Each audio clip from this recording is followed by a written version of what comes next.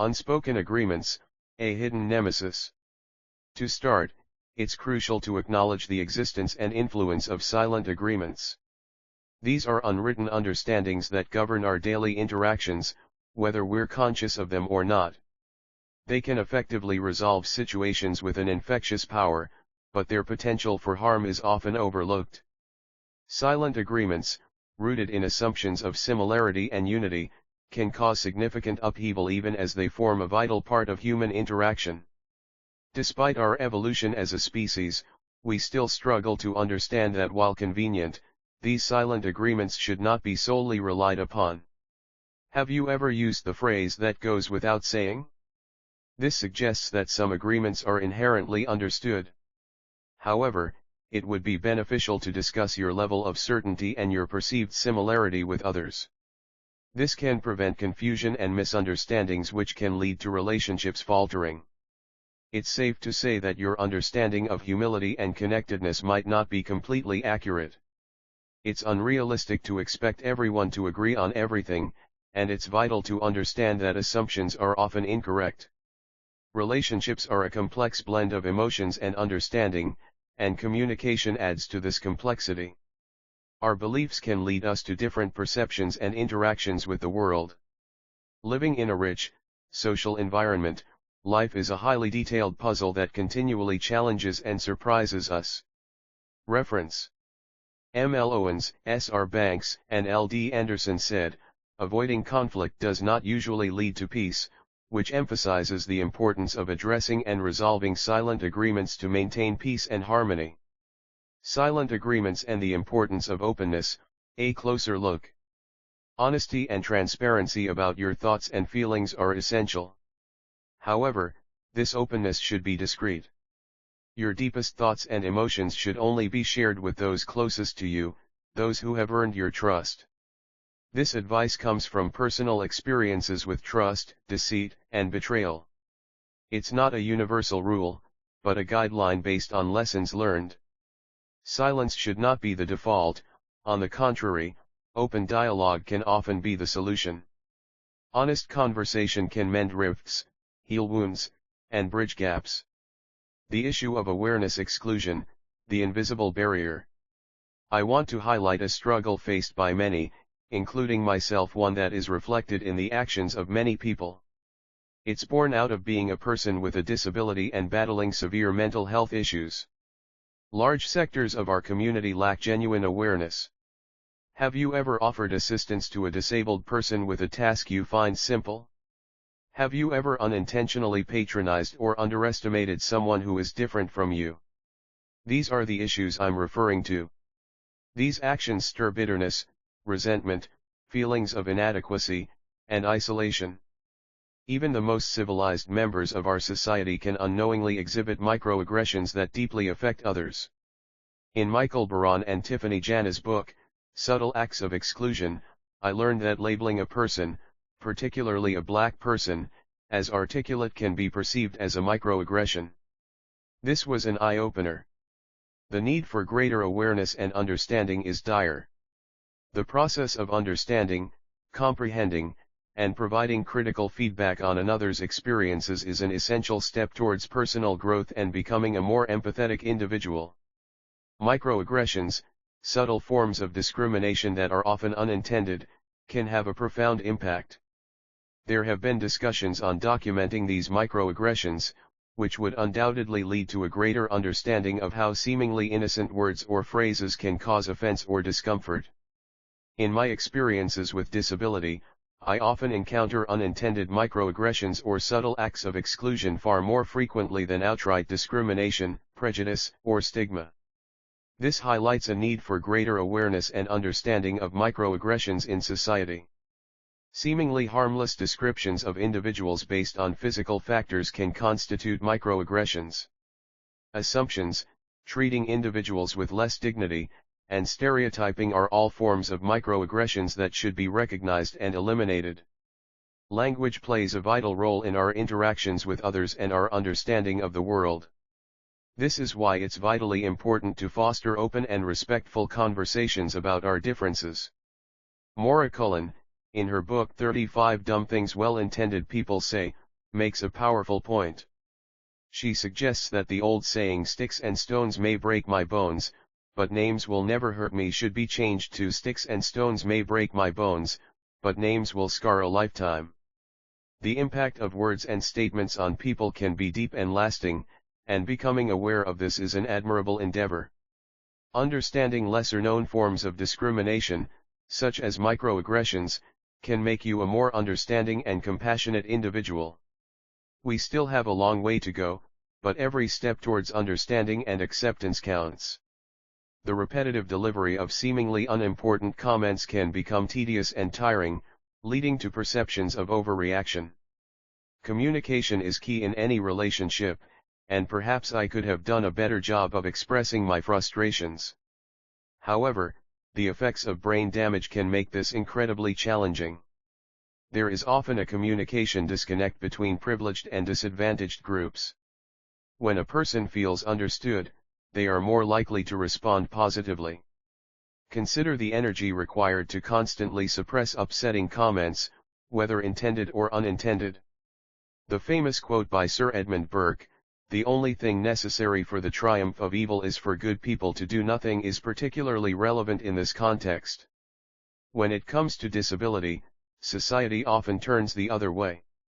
This can result in disabled people feeling like they are being argued with or denied their rights. Overcoming bystander behavior and standing up for what is right takes courage. From cause to effect, a profound journey of transformation. Participation in an action inevitably leads to experiencing its consequences. To put it simply, I made a decision to drink and drive. As a result, I had to endure a rigorous 20-year journey of recovery, live with a disability, face societal distortions, and experience everything from subtle microaggressions to altered expressions. The mantra, "Live until you die," took on a new meaning as the person I knew myself to be seemed to die. I often daydreamed about starting life anew, using my existing knowledge and embarking on a fresh journey of learning. This desire, although not as I had imagined, became a reality. I had to relearn everything, from basic actions like eating and drinking, to walking and talking, to understanding emotional life and the process of learning. It took me 20 years to fully appreciate the transformation born of devastation that I was granted. Inspiration breathed life into me again, maybe for the first time. Before this life-altering experience, I existed but did not truly live. My narcissism deceived me into believing otherwise. Although my current life may not be one that many envy, the exploration into audiobooks, research, and various studies have breathed new life into my soul. I feel more alive than I have in years, filled with desires and dreams about what I can contribute to others. My long-awaited rejuvenation is slowly taking place, with a return to public speaking, educating the masses, and successful writing. Through my trials and tribulations, I've learned that our lives are only complete when we engage in two key areas of development: opportunity and restraint. Treat every opportunity as a chance to fulfill your potential, and exercise restraint to keep everything within reason. However, don't let this limit your vision. Use restraint to control your ego and your environment. Use your energy wisely and let your authentic power and inherent value shine. Intention before action is critical in this vast learning environment we inhabit. I've always had the intention, even unconsciously, to improve the world. This intention didn't immediately translate into action, but it gradually led me to start public speaking, run a blog, manage a web page and message board, and write and publish books. I have one book in the process of publishing and have started another, each carrying very different but equally important messages. Impact, the essence of living a fulfilling life. The essence of living a fulfilling life lies in following and loving intuition, allowing it to guide our actions and influence our outcomes. It is key to do this with love and genuine passion. I remember a time when I lost some of my power to an addiction that I did not acknowledge or strive to overcome. This addiction, coupled with a false sense of invulnerability, led to a catastrophic event that shook my world. My reality bent and I found myself existing in a parallel world, far from the reality I knew. I indulged in alcohol, driving myself into oblivion, giving in to the addictive pull. It is essential to remember, however, that addiction is not stronger than the soul. I managed to maintain a precarious balance without achieving complete healing. I questioned whether my struggle was greater than my desire to overcome it. I did not believe so. I had previously defied the odds, proved naysayers wrong, and experienced empowerment even without total alignment with my true self. I made conscious choices, each of these choices added to my life's lessons, serving as guides in my healing process. I did not feel truly satisfied until I saw the fruits of my labor. Wisdom whispers in my ear that I have made mistakes, but my personal choices have not always reflected wisdom. Perhaps there is a divine reason for my inability to comply unquestioningly. I have faith in my intuition, especially when it leads me towards achieving greatness and reaching a state of utopia. My anticipation for evolution and growth is nothing short of perfect. Embracing a step away from your usual self, a new perspective. Although it's crucial to understand and deeply connect with your own persona, I found success in distancing myself from an identity centered around disability. Completely separating oneself from such an identity is nearly an impossible task. While I have not entirely achieved this, I have made significant strides, more so in attitude than in physical terms. I no longer see my disability as a major debilitation, as I feel reborn after years of intensive rehabilitation. However, this newfound perception of myself does not always translate to those who meet me. Onlookers, especially those who see me for the first time, may perceive a lack of ability and confidence. They may recognize strength and determination, or they may see weakness and clumsiness depending on their personal biases and perspectives. However, these external judgments do not infiltrate my mind, as I understand that everyone is on their unique journey, following their own intuition or behaving instinctively. In my journey, I found comfort in disidentification. I am not the best psychologist, am I? But this could be a good thing. Disassociating from an identity that makes you feel vulnerable and part of a marginalized group can be liberating and empowering. The collective human assumptions about disability made this a group I felt compassion for, but did not want to be associated with. During my research, I encountered many individuals with disabilities who were truly admirable. Some of them even managed to capture my heart, as I recognized the struggles they faced and their relentless efforts to advocate for disability rights. My experiences with severe brain damage meant that most of the people close to me had the same injury or illness. This resulted in a great diversity of personalities, and including my past self, we were all unable to make significant contributions to enhance disabled lives by educating society about our experiences. This greatly influenced my ongoing perspective of my own group. Nevertheless, I harbor an ambition to join some of these remarkable individuals I have seen doing commendable work to promote disability awareness. Reference: The Seat of the Soul, Gary Zukav. The Comprehensive Journey of Acquiring Knowledge and Understanding, the Process of Learning. Learning is a fascinating journey that involves making connections and associations with our experiences, much like Ivan Pavlov's famous classical conditioning experiment. In this study, a bell was consistently rung at mealtime for a dog. Over time, the dog began to salivate merely at the sound of the bell, even without food present. This response highlights that learning is fundamentally a form of conditioning. When an event or stimulus is repeated, it becomes deeply imprinted in our minds, triggering physical or mental responses to associated stimuli. Simply put, our brains learn to anticipate and react to certain cues in our environment through repetition and association. Association. We can learn from both positive and negative experiences. Association allows us to connect events and experiences, helping us learn from them. For example, we learn to avoid things associated with unpleasant outcomes. Conditioning. Conditioning profoundly influences us at a deep psychological level. For instance, consistent societal treatment of disabled people can influence and alter our behavior. Children, who learn effectively through imitation, are a prime example of this concept. As they grow, they learn more from demonstrations than from verbal descriptions. This theory is also applicable to adults. Moreover, adversity and suffering can lead to change and growth, transforming negative situations into learning experiences. Reference. For a more comprehensive understanding of learning processes, refer to Josh Eiler's Learn Faster and Better. The Power of Friendship, an in-depth exploration. Friendship, a fundamental bond in life, is an essential need deeply rooted in our instinct to belong. As Lydia Dunworth describes in her book, Friendship, the evolution, biology, and extraordinary power of life's fundamental bond, the essence of this bond is of monumental significance. During quiet, introspective moments, when daily activities recede and the world around me falls silent, I find myself compelled to write about something of immense significance in my life. This profound element, which I currently miss, is the comforting companionship of friendship. Its absence has stretched far longer than I ever wished or imagined, and in its place, loneliness has become a constant companion.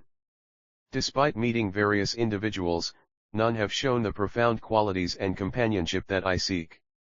This is not an overstatement or a product of unreasonable expectations. Past enriching experiences have equipped me with the ability to recognize genuine qualities when they appear. My current lack of friends and state of loneliness can be attributed to my disability. Despite reducing stigma associated with disabilities, society often overlooks individuals with disabilities as potential friends. Moreover, issues related to mental health and past behaviors fueled by intoxication have reinforced prejudices. My true self only emerges when I am entirely at ease and in a reciprocal relationship. The importance of attachment and the basic human drive to connect with others is critical at all stages of life. Studies have shown that the absence of love and care can lead to devastating consequences. The presence of love and attachment in a child's life shapes their entire future. The importance of relationships extends beyond childhood. Learning to love and form meaningful relationships is instrumental in leading a fulfilling life. This principle of interconnectedness is consistent across all species. Altruism, the selfless act of serving others, is a major aspect of social relations.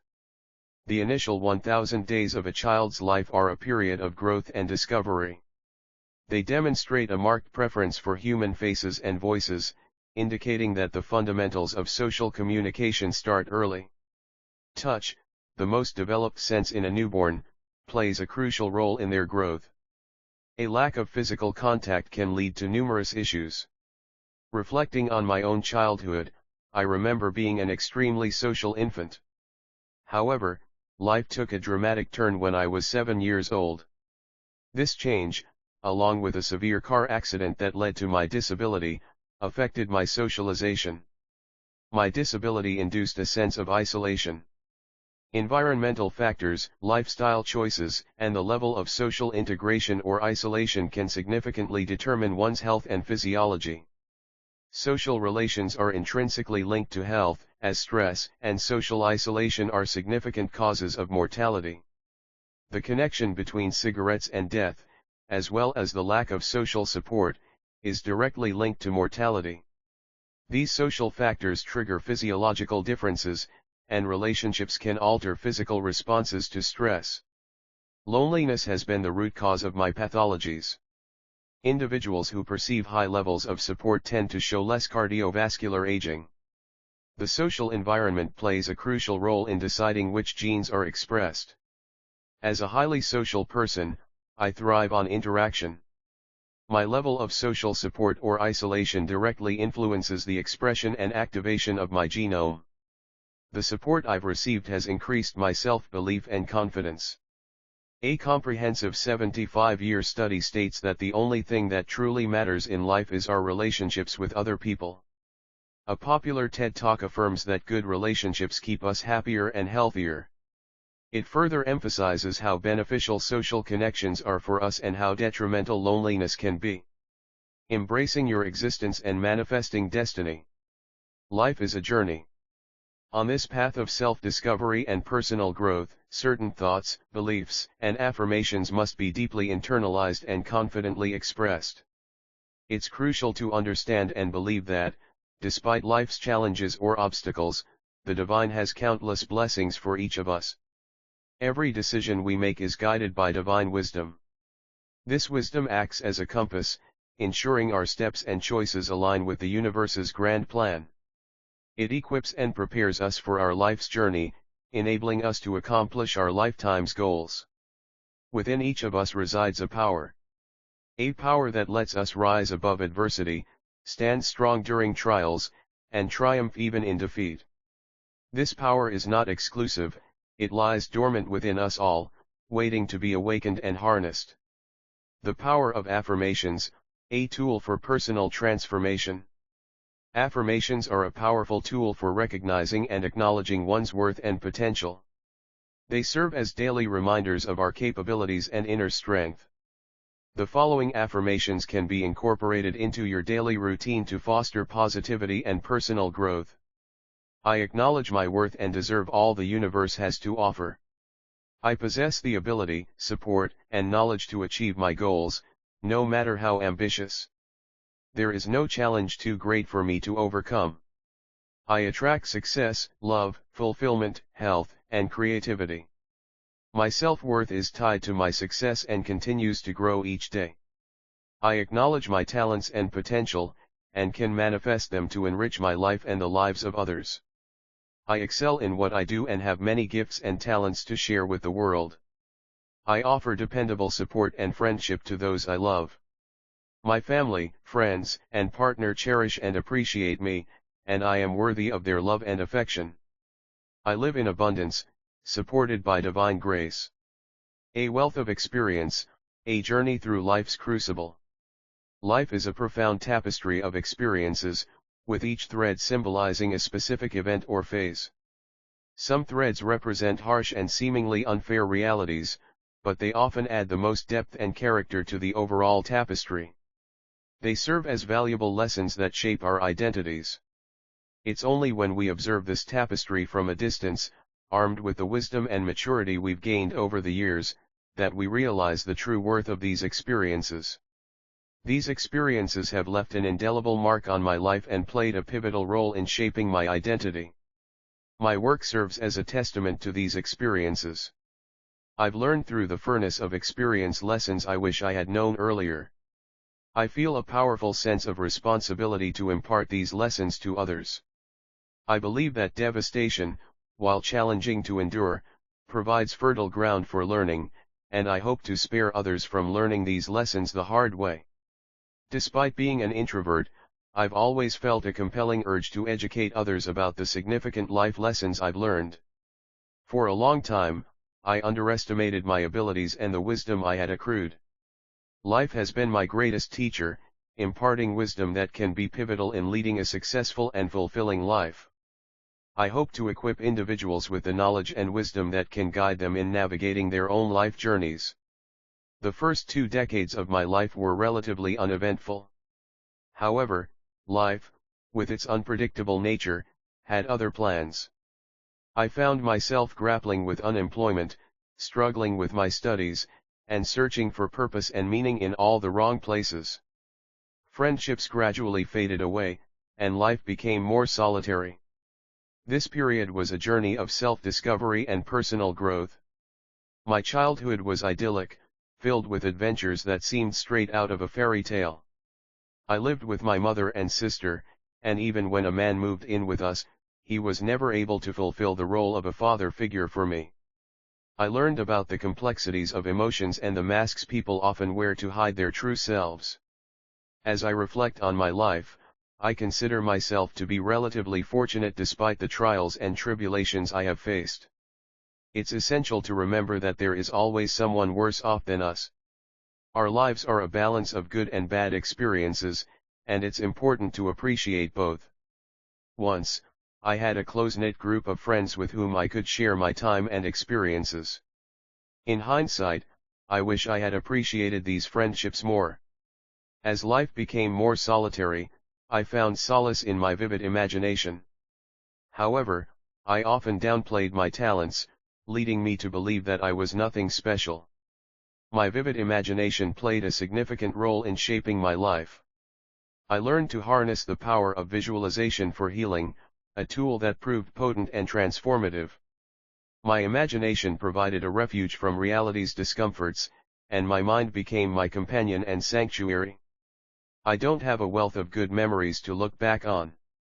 Negative memories seem to surface more easily than good ones, which is why I choose not to revisit the past. Looking back, I wish I had been encouraged to explore my potential more. I have gleaned invaluable insights from my interactions with others and learned to discern hidden motives. I value intangible qualities such as independence and responsibility, as these form the foundation of adulthood. Childhood can be likened to a construction site. Just as the tallest buildings require the strongest foundations, children need a robust foundation of values and lessons to grow into successful adults. Throughout my life, I have felt a strong desire to express myself. Although I am inherently reserved, I have a wealth of knowledge and wisdom to share. The challenges I faced after my idyllic childhood forced me to confront reality and led to a deep understanding of life. Now, in my middle age, I realize that the seeds I had sown in my youth did not yield a bountiful harvest, but I remember the diamond seeds of wisdom and knowledge I had sown long ago. At the age of 21, I had a drink-drive car crash, which mangled my introduction to adulthood. This experience led me to a place of appreciation. I embarked on a self-made mission and discovered that vibrant mind is nice but not necessary for a happy, productive, and creative life. He was a man of boundless imagination who dreamt dreams so vivid, they could create entirely new worlds. He had a vision to drastically change the statistics for drink driving. The numbers, which had remained stubbornly high for years, have dropped nearly by half in the last 2 decades. He began life lacking substance and life skills education, overflowing with a sort of naive self-importance. He was a dreamer, but his dreams lacked ambition. An inner voice kept whispering promises of a better future. This was the divine speaking, a higher power guiding his thoughts which he failed to recognize then. In the early years, he lived life with little regard, gratitude, and belief. His mind constantly questioned, "Why am I so fortunate to have all this?" Unable to mature in his previous reality, he was thrust into a twisted new one where he was forced to grow up. He advises to be mindful of how and what you speak, think, write, or visualize. Only do these with positive intentions to allow your best to emerge, and it surely will. Start from where you're at, the impact of personal choices. In his exploration of the construction of social reality, John R. Searle poses the question, how can there be a reality independent of us? This statement prompted a lot of introspection in me. Initially, I believed in the existence of an independent reality. However, upon reflecting on my past actions and thoughts, I realized that my current circumstances were shaped by my actions and those of others. Searle also investigates how the various parts of a world relate to one another, a topic I have explored in my other works. Years ago, I was advised to foster positive thoughts and believe that we create our future. I didn't take this advice to heart and learned its importance the hard way. While hard work may seem daunting, there were times in my life when it was the only way forward. Inspired by something I read, I once wrote that choosing the challenging path leads to greater satisfaction upon reaching the end. The narrow gate may be difficult to find, but it leads to greater satisfaction.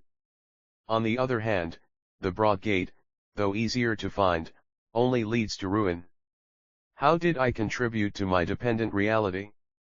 I failed to practice what successful actors, athletes, and business professionals do, owning oneself, controlling productive thoughts, and refraining from speaking ill of oneself or others. I've faced my share of difficulties and I don't plan to revisit them. Unless time travel becomes possible and allows me to return to a specific point in my past while retaining all the lessons I've learned, along with my memories and abilities. In my other works, You'll learn a lot about your views, society, disability, conditioning, the mind, and more, all with a strong message against drink driving. Returning to my past, which continues to influence my present, it's a concept some people struggle to grasp. This occurred as a result of my actions, advice from others, and the broader picture having an effect. You might say that's obvious, but this is how it works for everyone. Yes, I made some false statements and shared unhealthy thoughts, some of which were communicated via text message. These became my reality, a reality that contradicts who I truly am. Never speak, think, write, or text negatively about yourself or others unless you want to face the consequences. Energy plays a significant role here. Some people may sense the negative energy, which can affect your next interaction or even that person's day. If you emit negativity, it will come back to you. So, ensure you only emit positivity, and it will return to you. Avoid dwelling on unfavorable times, or they will only worsen. I grew up acutely aware of my surroundings for various reasons. Although this can be bothersome, it also leads to the development of certain social skills such as astuteness, empathy, and alertness. While there are less dramatic ways to train the mind, I believe that natural selection and instinctive behavior have a greater impact, unless training is undertaken with dedication.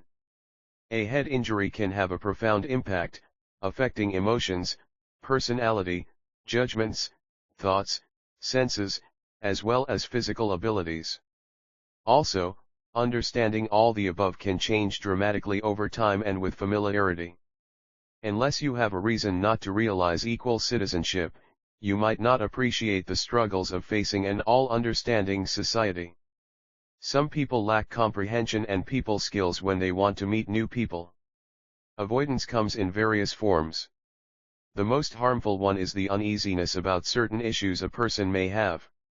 This can cause long-term damage to the person suffering and reinforce the beliefs of the person causing it. People's worldviews are altered every day by those who choose to avoid them, and they will not know any better. Class interests seem little differentiated when it comes to attitudes.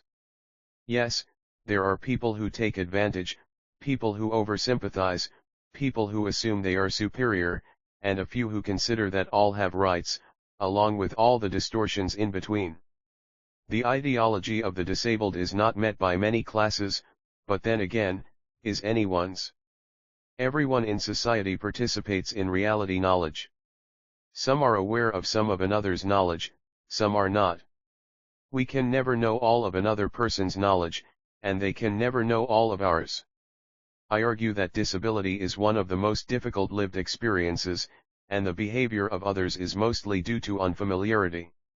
Knowledge is lacking, and even getting close to understanding a disabled person's knowledge is, for lack of a better word, one of the impossibilities of life. Integrated thought largely determines how a person with a disability is treated, and equally determines the response. Due to the discomfort of familiarity, anger may be exhibited, but survival instincts will fight against the reaction to display refusal to acknowledge. The dual nature of society, in terms of objective facts and subjective meanings, shapes each of our realities. How do subjective meanings become objective facts? Or, in other words, how does someone not taken seriously become someone who is really alive? Knowledge guides the conduct of all people in everyday life. The extent depends on how that knowledge is acquired and what is done with it. I am reminded of a saying, just because you have arrived, it doesn't mean you have gotten there. What will you do while you're there, who will you remember, and who will remember you?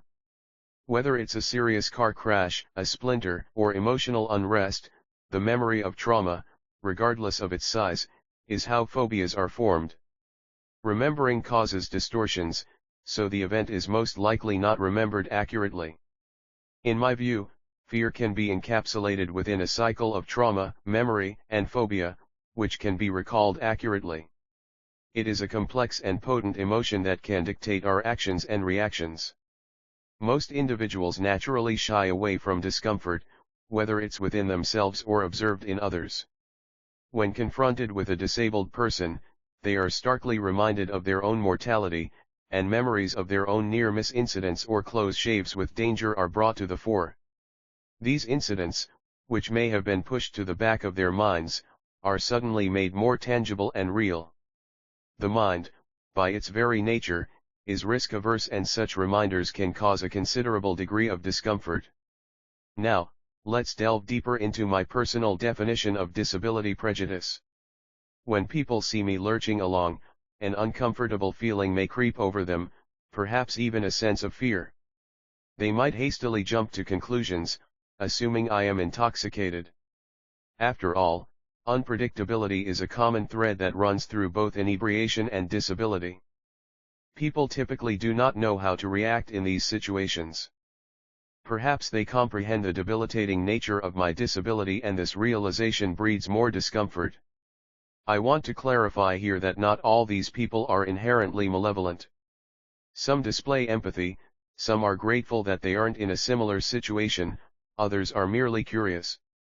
The ones who are truly detrimental are those who instantly perceive an opportunity to exploit the situation negatively.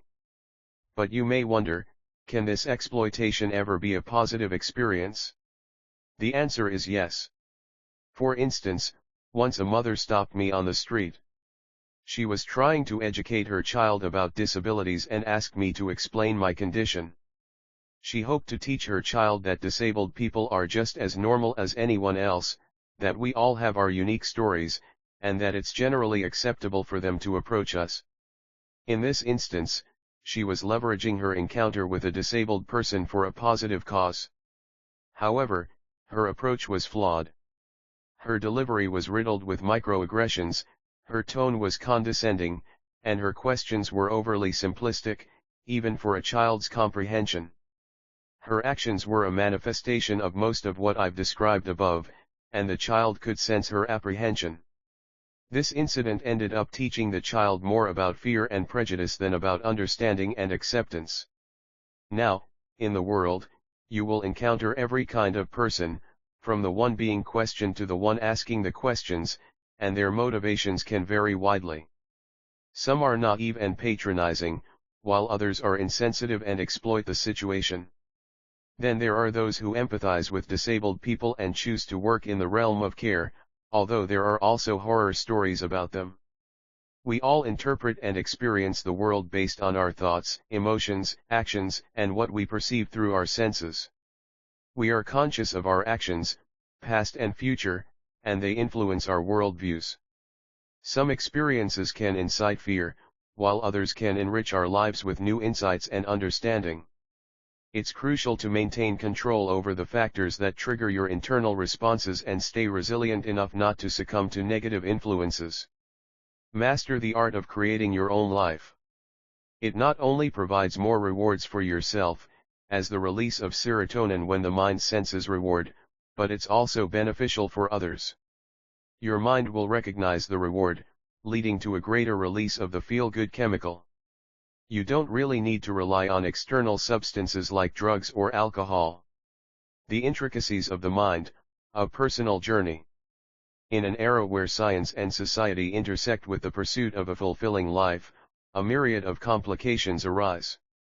These complications consist of tangible elements like facts, figures, and tests, as well as more human elements like jealousy, secrecy, and deception. On my journey, I've encountered additional complications such as self-interest and deceit, some of which have surprisingly come from those perceived as enlightened. My path towards mental awareness began after a severe car accident, which led to a diagnosis of mental illness. The medical professionals caring for me struggled to pinpoint a specific diagnosis, a situation complicated by factors like divine revelation, conflicting intentions, hidden motives, and the influence of intoxicants. It's crucial to be conscious of the intention behind any experience. Without this awareness, opportunities for learning and growth can be missed. Initially, I thought I understood the intention and followed it. However, I found myself wrestling with questions about morality, my obligations and rights, and the reality of the world. The first challenge was an unfair disadvantage in preparations. This was followed by subconscious programming of inaccurate thoughts and beliefs, which resurfaced during specific events. This journey, filled with trials, has led me to respect the human mind more. I became attuned to subtle cues revealing deeper truths than words could, and lived in a constant state of fear. This fear was a barrier that prevented me from accessing wisdom. I realized that to overcome this barrier, I needed to explore new paths. I delved into understanding reality, the human mind, and thought processes. I deconstructed the false beliefs ingrained in me and replaced them with a new intention, paving a different destiny than the deceptive one set for me. People with disabilities often face societal ignorance. Despite not choosing this burden, I believe it made me stronger. You might wonder if this is a boast or genuine wisdom. If you're seeking the answer, I invite you to witness the validity of my warnings. Reconnecting with reality is vital to avoid falling into the abyss. You may then discover services you thought were only for the needy. It's important not to be dissatisfied with your lot in life. Dealing with scrupulousness for 2 decades is challenging, and maintaining contentment can be an uphill task. How does your struggle compare? If you believe you've had a difficult time, let me share my first-hand account of difficulty. Prepare yourself for a tough pill to swallow. Understanding the subtle art of bias, a deep dive. In today's society, we often encounter statements like girls are good with numbers and boys excel at football. These represent unconscious biases that have been embedded in our society over time. Gender and disability biases are often instilled in us from a young age, perpetuated by parents who unknowingly pass these biases onto their children. However, unconscious bias doesn't account for all forms of prejudice or discrimination. For instance, disability bias remains largely unexplained and is often seen as an assumed predisposition. Whether people exploit or pity those with disabilities, discrimination is a widespread and unfortunate reality. These biases are often ingrained through societal and parental conditioning. Comedians frequently use these unconscious beliefs to deliver punchlines, making them a common element of our lives. Left-handed dominance has been discriminated against for years. Everyday tools like scissors or cameras, designed for right-handed use, demonstrate how deeply rooted these biases can be. While it's impossible to completely eradicate biases as they're implicit, it is beneficial to become aware of them. By understanding how we're unconsciously influenced by social media, advertisements, news, and mainstream media, we can better understand ourselves. Our instincts and first impressions play a significant role in our lives. When professionals misjudge their first impressions, they may perceive a concerned parent as overreactive. Bias can be pervasive, as shown by numerous studies indicating that certain demographics, such as mothers and girls, are less likely to be taken seriously by the medical profession. To fully understand human behavior, we must consider the environment, context, and cognition. This helps explain the vast differences across cultures. Conformity is a powerful force that shapes our world, influencing what we choose to remember. Overconformity can lead to children thinking it's inappropriate to make eye contact with a person with a disability or to stare. Our behavior can change drastically depending on whether we are in public or at a private gathering. The presence of other people significantly affects interactions, as has been proven in several studies. A comprehensive preview of my life experience. Reflecting upon my life, I realized that what I once considered supernatural has evolved into a prominent part of my existence. This understanding has become the governing principle of my life, reminding me that all actions, especially unjust ones, have consequences. Disability is more than just visible physical effects. It is a personal experience that often erodes confidence and leads to a shift in cognitive control over chosen functions. Amidst my struggles, I found passion to inspire others. Throughout my life, there has been a metaphorical light switch, glowing brightly yet just out of reach. It was only in the last decade that I began to appreciate and utilize my strengths and talents. If you have a talent or hobby you're passionate about, consider how you can leverage these to advance your career or earn some money. When I started driving, I experienced the disastrous effects of drinking and driving. I crashed my car, leading to a 5-month hospital stay and nearly a decade of intermittent stays in mental health units and hospitals. Viewing an occurrence from multiple perspectives can lead to proficiency in any area. This is true not only in the mentioned context but also in tangible aspects of life. A person is the product of their life script, and the social world is a similar product, filled with dialogues and interactions. The product, in turn, influences the producer. The insights in this book are objective and should be taken seriously. They have the potential to significantly improve lives. My aura communicates a powerful message against drunk driving. Despite the consensus against drunk driving, many people still engage in this dangerous behavior. The reason we haven't collectively grasped the severity of this issue is that the lessons are not taught effectively. To communicate a lesson effectively, make it visual. Show the consequences, audibly highlight the dangers, and engage their imagination to understand potential losses. This approach will make people think twice about drink driving and the decisions they make in other aspects of their lives. Mastering the Art of Communication with Kids, a comprehensive guide. Parenting is often portrayed as a journey that can only be truly understood once embarked upon. As a parent, I can confirm this.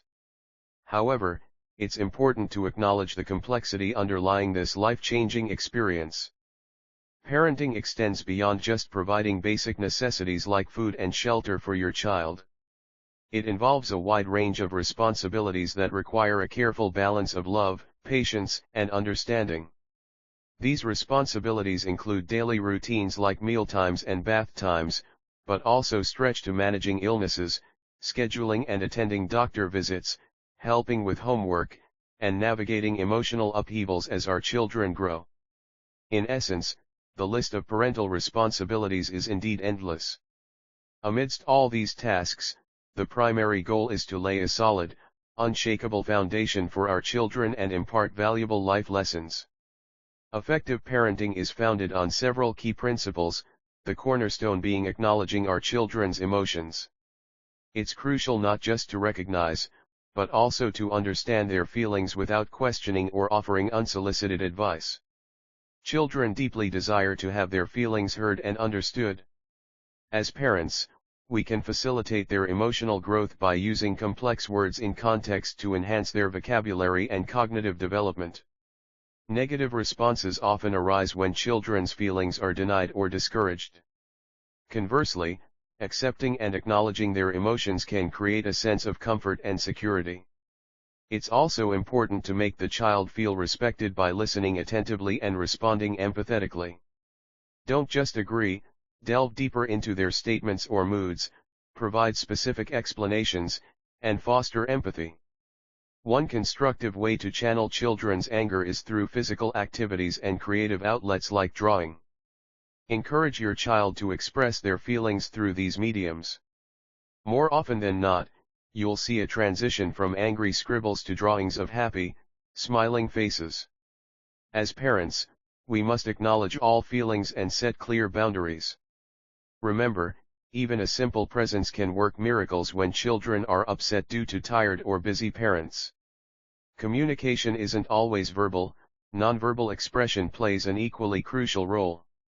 Let your child perceive the emotions in your tone and gestures, but avoid endorsing self-directed name-calling.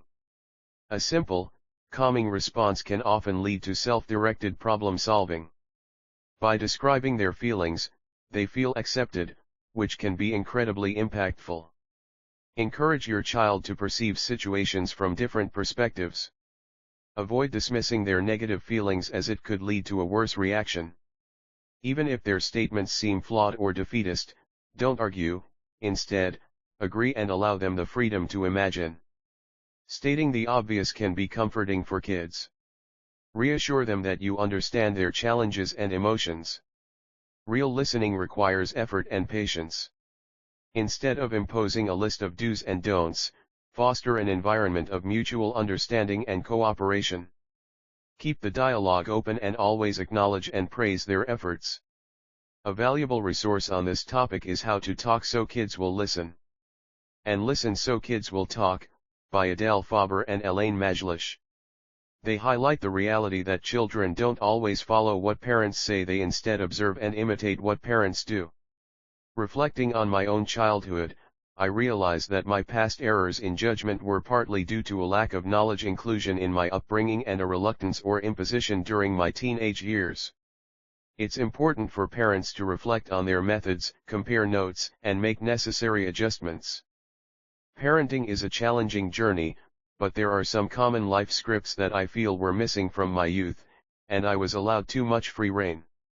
When my parents don't accept my views, dispute most of my statements, and feel they did adequately, I believe in adopting a holistic and inclusive approach towards communicating with kids, considering their developmental stage and worldview. It's essential to include coping strategies and ways to interpret various situations, using metaphors to depict reality. Avoid using simplistic language, instead, use descriptive words that evoke emotional responses. If the reaction was inappropriate, guide towards the correct response. Discontent often leads to becoming distant from others and objective reality, based on personal experiences. The most affecting disagreements don't necessarily revolve around major topics, it's the accumulation of little conflicts that can have a significant impact. In conclusion, acknowledge and consider all feelings. Avoid masking emotions, as these hidden agendas teach the child more than explicit lessons. Even if they don't fully understand, they sense the underlying confusion. This could unintentionally mislead them. Therefore, remain open about feelings and assumptions. Don't deny feelings, instead, open a dialogue and foster an environment of understanding and acceptance. Further references that could assist in navigating the terrain of parenting include Behavior in Public Places by Irving Goffman and the book You Wish Your Parents Had Read, and Your Children Will Be Glad That You Did, by Philippa Perry. Stolen. My consciousness was abruptly seized and thrust back into a harsh reality. Upon waking, I realized that people I trusted had deceived me through their lies, exploiting my vulnerability and leaving me with a sense of betrayal. I have a vision for the world. I believe we all contribute to the creation of our reality, as every individual we interact with is influenced by our thoughts, dreams, and words. Essentially, we are the architects of our own reality. In my life, I've had vivid imaginings, like a vibrant shirt with an array of colors. I will delve into why these emerged later in life in a future discussion. My journey involves grappling with disability and mental health issues. I see them as challenges rather than limitations, and they can lead to considerable disturbances within oneself and society's understanding of that person. People learn to develop resilience and lose inhibitions. I've experienced severe trauma, but extensive rehabilitation facilitated my recovery.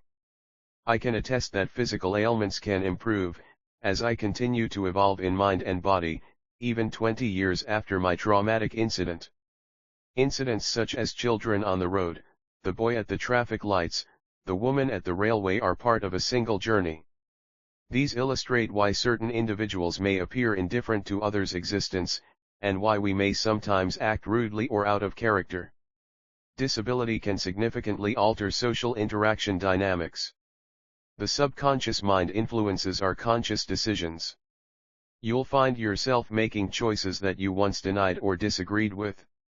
Expressing gratitude for minor courtesies, your mind, now in survival mode, takes control. There were moments when I couldn't believe my actions or thoughts, as they contrasted starkly with my past beliefs. If you ever regret drink driving, you'll find yourself in survival mode, with your mind leading the way. If you sustain an injury, you lose. Trust is a powerful concept. The key is to trust in yourself and believe that life is good.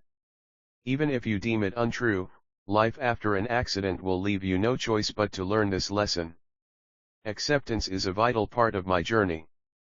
I've always refused to accept my disability. My new reality cast a shadow over my previously healthy life.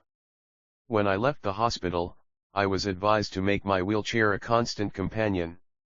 However, I vowed it was the last time I would ever use it, and so it was. At first, I stumbled everywhere, with numerous falls and difficulty navigating stairs. But I was convinced I could improve. Despite my disability, I refused to let it define me or limit my potential. I've spent 20 years in pursuit of physical and mental recovery, and I refuse to accept being treated as I was initially. I seek equality, not sympathy or special treatment. During my rehabilitation, I realized I wouldn't be able to sketch or write with my dominant hand. I decided to stop my hand therapy, a significant moment for someone who preferred the easier path. Despite this, I found a determination within me to work hard, and the results came quicker than expected. Looking back, I see that shortcuts were taken. With more dedication, I might be physically better off today.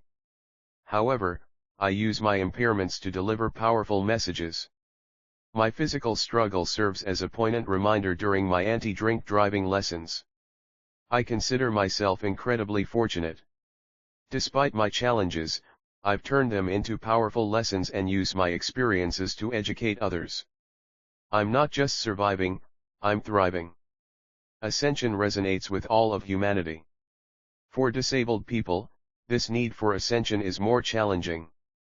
They are not merely ascending a physical or metaphorical mountain, they are ascending their unique set of rules and limitations. These rules are not of their choosing but are imposed on them by the reality of their disability. This is a reality that I have experienced firsthand. The despair of being enveloped by an abyss only truly becomes tangible when you find yourself in its depths. Disability commonly implies physical impairment, but it also encompasses mental disabilities, adding complexity to the already difficult task of emotional ascension.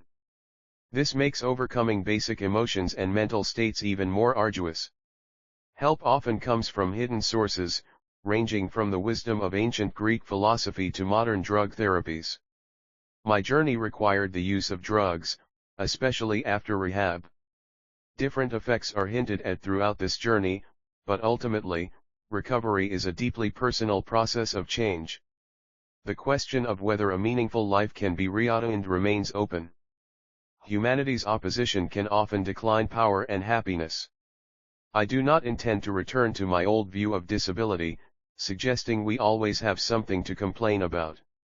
Before judging this perspective, consider the experience of being in this place, where complaints become constant companions, and the stigma of stigmatization is a burden that most healthy people will never fully understand. In this book, I share experiences that have moved adults to tears during rehab and left students in stunned silence. This is not a boast, but an invitation for you to understand the profound nature of what you're about to explore. Life is about preserving meaning and making choices that respect oneself and others, such as not drinking and driving, not discriminating, or passing judgment. This material aims to provide a guide to assist in maintaining satisfaction with life. I'm not claiming to have had the worst experience, but it was bad enough to make you pause and consider your resilience. These words are meant to resonate with you, stirring action for avoidance or improvement in many life aspects. Whether you choose to remain as you are or reconstruct your identity, remember that a multidisciplinary approach to existence can take on a different meaning after trauma. Throughout human existence, altruism and friendship have been deemed precious for life quality and continuity. I have often prioritized my writing over companionship.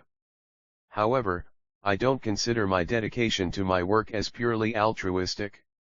I feel an overwhelming calling to complete it and believe it will have a profound impact on the world. My moral compass keeps me steadfast on this path. Not driven by selfishness or sympathy, I continue my journey. I am familiar with sorrow, having experienced life's hardships over the past 2 decades. These adversities have stemmed from misguided parenting and societal isolation, along with debilitating actions that were crippling. Yet, I persevered, and these traits have gradually diminished.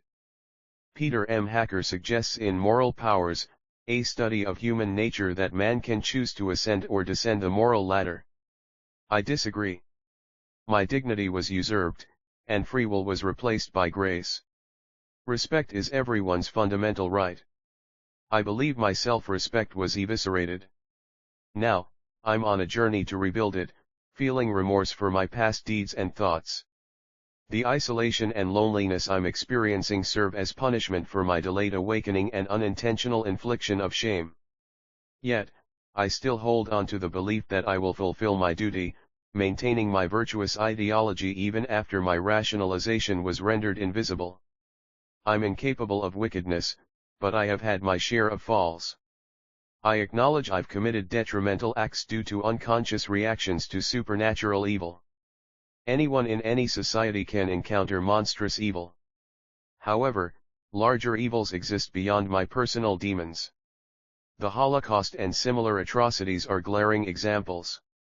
Sometimes, one's morals can consume one's soul, often resulting from unintentional negligence. Moral degradation has found its place in our world.